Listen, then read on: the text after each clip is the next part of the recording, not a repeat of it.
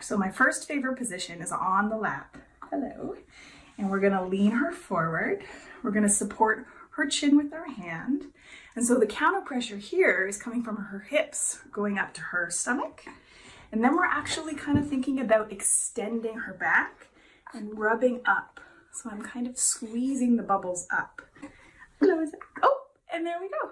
Wonderful, right on cue. Second position is going to be over the shoulder, which many of us do. We want to get her bum in the air. So again, bringing those knees up to her chest. And again, I'm going to squeeze. And I've got counter pressure on her tummy area with my collarbone. And you can definitely pat, but kids who have reflux are harder to burp, and you may have to do more squeezing than patting. So gently you can rotate it, you can do some circles, and then squeezing up and bringing her knees up to